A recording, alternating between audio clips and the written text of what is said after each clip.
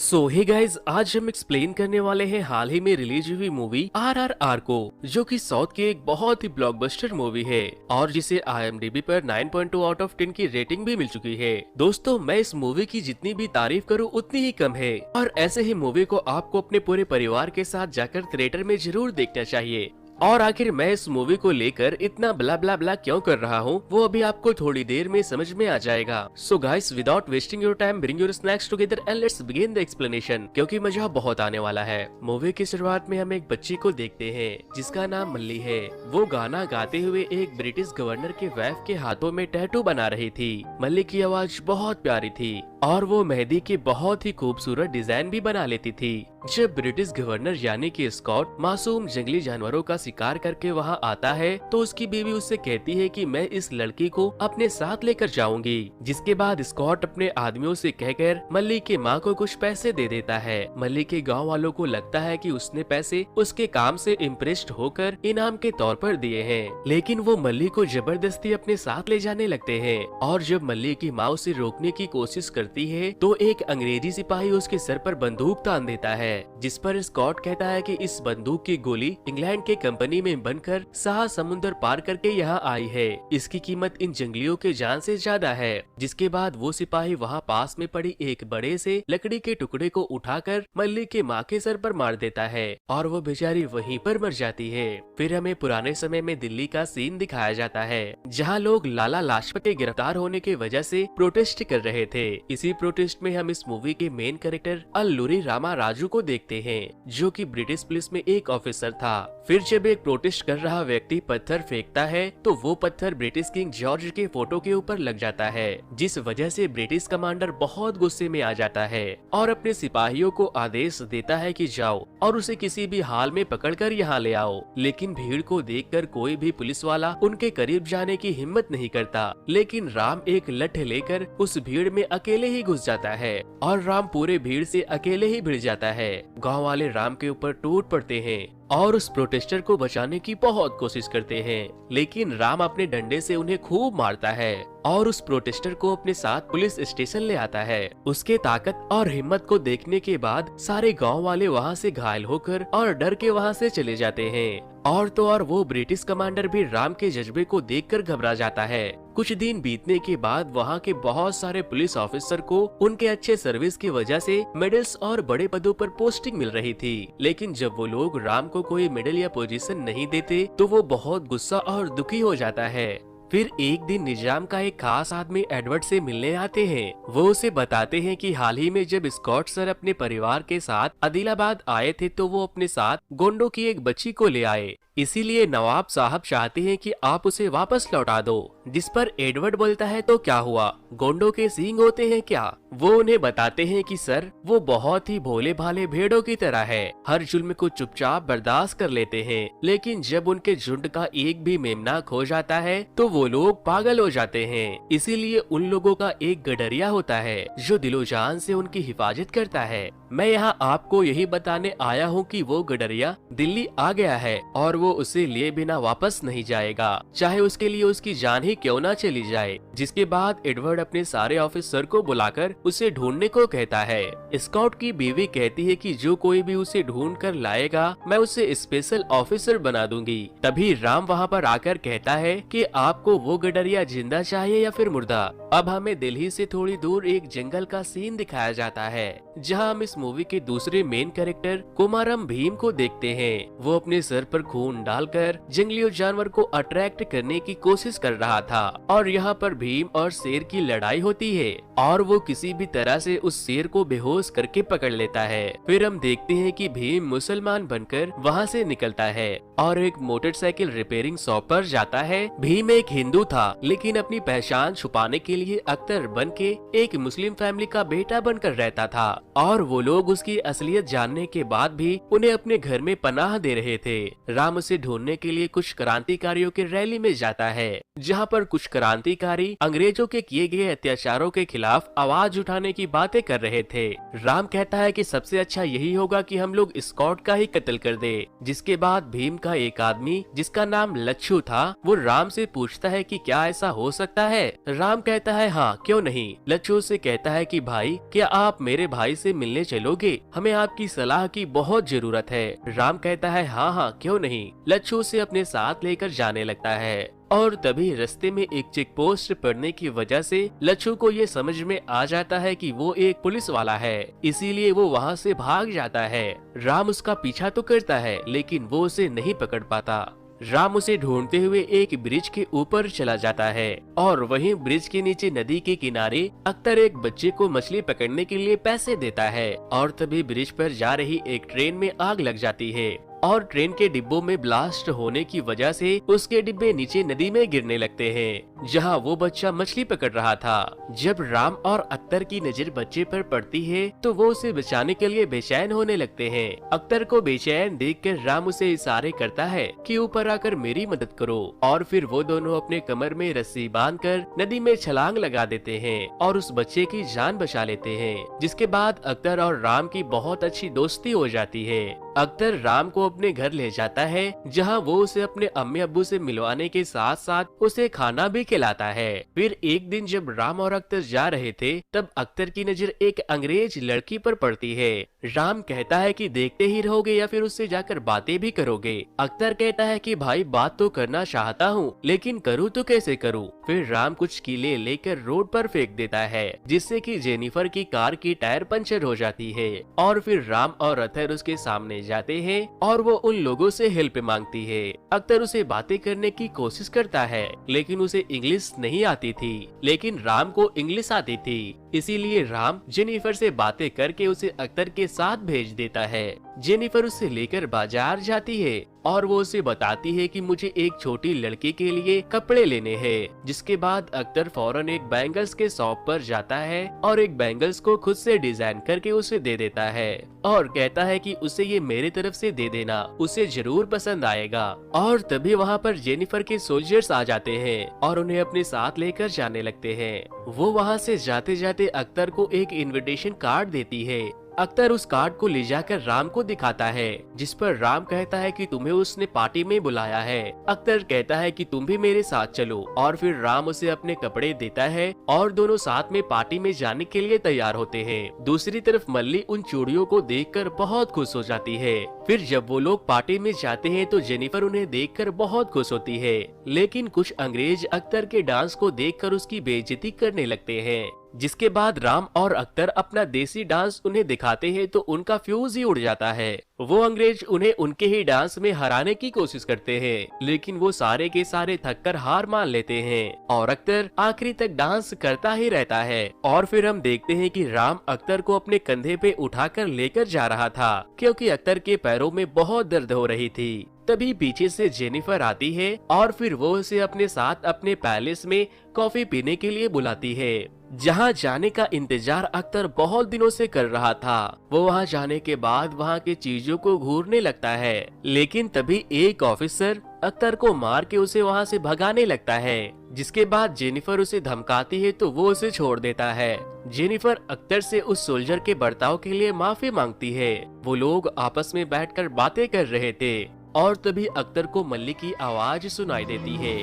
वो जेनिफर से कहता है कि क्या कुछ खाने को मिल सकता है, जिसके बाद जेनिफर उसके लिए खाना लाने चली जाती है और मौका मिलते ही अख्तर मल्ली को ढूंढने चला जाता है और फिर वो देखता है कि उन्होंने मल्ली को एक जेल में बंद करके रखा है। मल्ली अख्तर को देखकर रोने लगती है और उसे अपने साथ ले जाने को कहती है। अख्तर कहता है कि मैं वापस जरूर आऊंगा, लेकिन मल्ली उसे कहती है कि मुझे अभी ही लेकर चलो और फिर अख्तर उसे समझाकर वापस चला जाता है। अब हम देखते हैं कि सीता जो कि राम की मंगेतर थी, उससे गांव वाले आकर पूछते हैं कि राम की कोई चिट्ठी आई। वो हमसे कई सारे वादे करके गया था, कम से कम उसे तुम्हारी तो कोई परवाह होनी चाहिए। फिर हम देखते हैं कि लच्छू को राम पकड़कर उसे बहुत मारता है ताकि वो उसे भीम के बारे में बता सके, लेकिन वो बोलता है मैं तुम्हारे तरह अंग्रेजों के तलवे नहीं चाटता, मैं मर जाऊंगा लेकिन अपने भाई के बारे में तुम्हें कभी नहीं बताऊंगा। फिर जब राम वहाँ से जाता है तो वहाँ एक सांप आ जाता है जिसे लच्छू पकड़ लेता है और जब राम दोबारा उसे मारने के लिए आता है तो लच्छू उस सांप को राम के ऊपर फेंक देता है। वो सांप राम को काट लेता है। लच्छू कहता है कि कोबरा के काटने से तुम्हारी 1 घंटे के अंदर अंदर मौत हो जाएगी।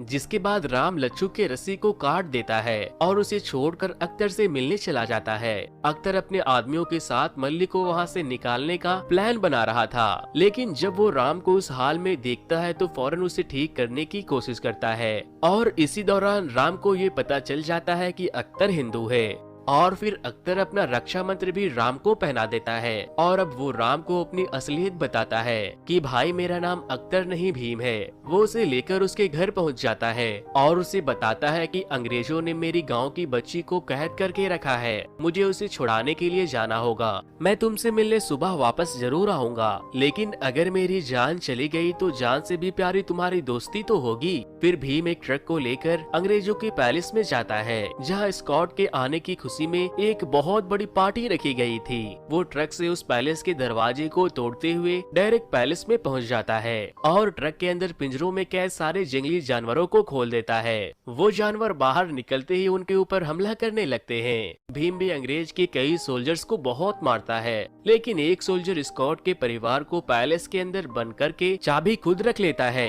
लेकिन अथर उसे मारने के बाद उसे चाबी छीनकर पैलेस के दरवाजे को खोलने ही वाला था कि तभी राम एक रथ पर सवार होकर वहां आता है और भीम को सरेंडर करने को कहता है, लेकिन वो उससे कहता है कि हम भाई के जैसे हैं, मेरी कोई गलती नहीं है, उन्होंने मेरी बच्ची को किडनैप करके रखा है। राम भीम को बहुत मारता है। पहले तो भीम राम को अपना दोस्त समझकर बहुत मार खाता है, लेकिन बाद में वो उसे बहुत मारता है। दोनों एक दूसरे से कम नहीं थे। फिर अख्तर पैलेस के छत पर चढ़ जाता है और राम भी उसके पीछे जाता है, लेकिन भीम राम के सीने पर एक नुकीले हथियार से वार करके मल्ली को लेने के लिए नीचे कूदने ही वाला था कि तभी राम रक्षा मंत्र से उसे बांधकर पकड़ लेता है और कहता है कि सरेंडर कर दो भीम, वरना मल्ली मारी जाएगी। जिसके बाद वहाँ के गवर्नर राम को स्पेशल ऑफिसर बना देते हैं और उसे हथियारों के पूरी देखरेख की जिम्मेदारी भी दे दी जाती है। अब हमें पास्ट का सीन दिखाया जाता है, जहाँ राम के पिता वेंकटा रमाराजू भी अंग्रेजों के लिए काम किया करते थे, लेकिन अंग्रेजों के द्वारा हिंदुस्तानियों के ऊपर किए जा रहे अत्याचारों को देखकर वो काम छोड़ देते हैं और अपने गांव वालों को सिपाही बनाने का फैसला करते हैं ताकि वो लोग अंग्रेजों के खिलाफ लड़ सके। लेकिन सिवाय वेंकटा के किसी के पास भी हथियार नहीं था। फिर एक दिन जब राम के पिता सो रहे थे तो सीता राम के पिता के बंदूक को चुराकर उसे लाकर दे देती है और राम को निशाना लगाने को कहती है। और अगले दिन जब राम के पिताजी उसके निशाने को देखते हैं तो वो बहुत खुश होते हैं। फिर एक दिन कुछ अंग्रेजी सैनिक वेंकटा को गिरफ्तार करने के लिए आते हैं, क्योंकि वो अंग्रेजों के खिलाफ लड़ने की तैयारी कर रहे थे और वो अंग्रेज के सिपाही पूरे गांव वालों पर गोलियां चलाने लगते हैं, जिससे कई गांव वाले भी मारे जाते हैं। वेंकटा अकेले ही उन सब से निपटता है, लेकिन एक गोली वेंकटा को भी लग जाती है और फिर वो लोग राम के भाई और माँ को भी गोली से मार देते हैं। जिसके बाद वेंकटा राम को कहता है कि लोड और फायर, और फिर राम एक के बाद एक बहुत सारे सोल्जर्स को मार गिराता है। थोड़ी देर के बाद वहाँ और भी सोल्जर्स आ जाते हैं, जिस पर वेंकटा कहता है कि बेटा तुमने देखा एक हाथ में बंदूक कितने लोगों को हरा सकता है, इसीलिए मुझसे वादा करो कि हर हाथों में हथियार होगा। और फिर वो अपने बॉडी में बॉम्ब लगाकर उन बाकी के सैनिकों के करीब चला जाता है और राम को शूट करने को कहता है। और जब राम शूट करता है तो वेंकटा के शरीर में लगे बॉम्ब ब्लास्ट हो जाते हैं और वो सारे अंग्रेज के सोल्जर मारे जाते हैं। फिर हमें प्रेजेंट का सीन दिखाया जाता है, जहां स्कॉट की डायन बीवी उससे कहती है कि मैं उसे खून से लथपथ देखना चाहती हूं और उससे घुटने टेक कर माफी मंगवाना चाहती हूं, ताकि कोई भी हिंदुस्तानी फिर कभी दोबारा बगावत करने की कोशिश न करे।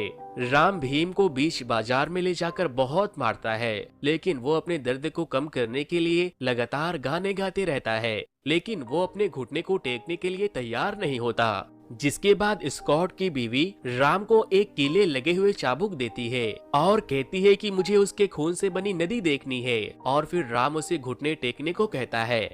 भीम को गाते और मार खाते हुए देखने के बाद वहां खड़ी भीड़ उन लोगों के ऊपर हमला कर देती है, जिसके बाद राम भीम को वहां से बचाकर एक वैन में बैठा देता है और वहां से लेकर चला जाता है। फिर रात को राम वापस से उसी जगह पर जाता है जहां पर भीम का खून गिरा था, और तभी राम के वो चाचा वहां आते हैं जो उनके पिता के समय से अंग्रेजों के लिए काम किया करते थे। और अंग्रेजों के अंदर की खबर उन लोगों तक पहुंचाया करते थे।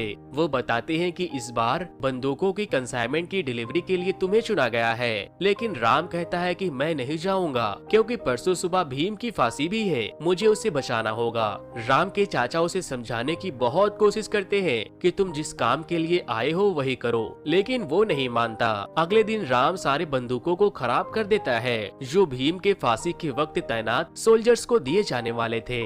और फिर जब वो लोग भीम को वहाँ से लेकर जा रहे थे तो राम के चाचा भीम को एक ब्लेड दे देते हैं और फिर राम और गवर्नर अपने कार में बैठकर फांसी वाले जगह पर जाने के लिए निकल जाते हैं। लेकिन स्कॉट को ये एहसास हो जाता है कि कुछ गड़बड़ है और फिर वो राम के कार पर फायर कर देते हैं, जिससे कि राम की कार की एक्सीडेंट हो जाती है और उसके पीठ में एक नुकीली लकड़ी भी गिर जाती है। लेकिन वो किसी भी तरह खुद को संभालते हुए उन सैनिकों से मल्ली को बचाता है और अब भीम भी अपनी रस्सी को काटकर उन सिपाहियों को बहुत मारता है। सिपाहियों के बंदूक में गोली नहीं होने की वजह से वो लोग नाकाम होते जा रहे थे, लेकिन तभी एक सोल्जर बंदूक में दूसरी गोली डालकर फायर कर देता है, लेकिन राम उसे पहले ही मार देता है और भीम राम को मारकर वहां से मल्ली को लेकर भाग जाता है। स्कॉट के सैनिक मल्ली और भीम के साथ साथ उसके अम्मी अब्बू और दोस्तों के तलाश में पूरी जगह की छानबीन कर रहे थे। उन लोगों को अंग्रेजों से बचने के लिए हर दूसरे दिन जगह बदलना पड़ रहा था। फिर एक दिन वो लोग सीता के गांव में जाते हैं, जहां जब पुलिस चेकिंग के लिए आती है तो सीता बोलती है कि साहब हमारी मदद करो, हम सबको चेचक हो गया है। जिसके बाद वो लोग इन्फेक्टेड होने के डर से उस जगह को छोड़कर चले जाते हैं। फिर भीम सीता का शुक्रिया करता है। सीता उसे बताती है कि मेरा मंगेतर भी अंग्रेजों के लिए काम करता है, लेकिन वो किसी मकसद से वहाँ है, लेकिन अब उन लोगों ने उन्हें गिरफ्तार कर लिया है क्योंकि उन्होंने अपने एक दोस्त की मदद की थी और अब कल उनकी फांसी है। और अंग्रेजों ने मुझे एक खत देकर ये बताया है कि 2 दिनों के बाद उसकी लाश को लेने आ जाना। जिसके बाद भीम सीता के गले में वैसे ही लॉकेट को देखता है जो कि राम के गले में भी था। वो उसे पहचान लेता है कि ये राम की मंगेतर है। सीता भीम को राम के सारे मकसद और बलिदान के बारे में भी बताती है, जिसके बाद भीम सीता से माफी मांगता है और कहता है कि आपने जो अनाज इस भूखे को खिलाया है, मैं उसकी कसम खाकर कहता हूँ मैं राम को सीता के पास जरूर लेकर आऊंगा।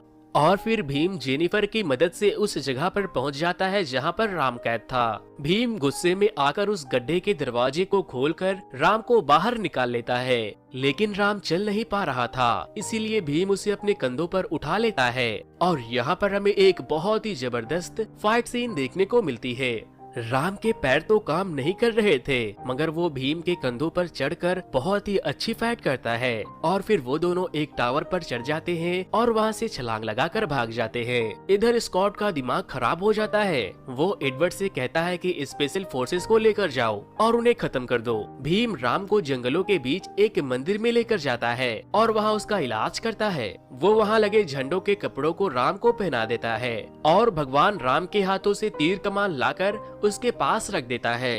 फिर जब भीम पानी पीने नदी के किनारे जाता है तो एक सिपाही उसे बंदूक से शूट करने वाला था कि तभी पीछे से राम उसे तीरों से मार देता है। राम तीरों से अंग्रेज की सिपाहियों के ऊपर हमला कर देता है और वो उनके बहुत से सिपाही को जला देता है। दूसरी तरफ हम भीम को देखते हैं जो कि एक भाले को लेकर सामने आ रहे सभी सैनिकों को मारता जा रहा था। और तो और भीम के पास इतनी ताकत होती है कि वो एक पूरी मोटरसाइकिल को खिलौने की तरह उठाकर एडवर्ड की तरफ फेंक देता है और अपने भाले से एडवर्ड को भी मार देता है। जिसके बाद राम भीम से कहता है कि भीम इन तुच्छ राक्षसों को छोड़ो, महासुर का सिंगार करना है तो आओ। और फिर राम एक घोड़े पर और भीम एक बैग पर से स्कॉट के महल की तरफ बढ़ते हैं। भीम अपने बैग को एक स्लोप पर ले जाकर उड़ा देता है और राम उसे तीर से मारकर जला देता है और वो बैग जलते हुए सीधे हथियारों के गोडाउन में जाकर गिरती है, जिससे वहाँ बहुत बड़ा धमाका होता है और भीम वहाँ जाकर कुछ हथियार जमा करने लगता है।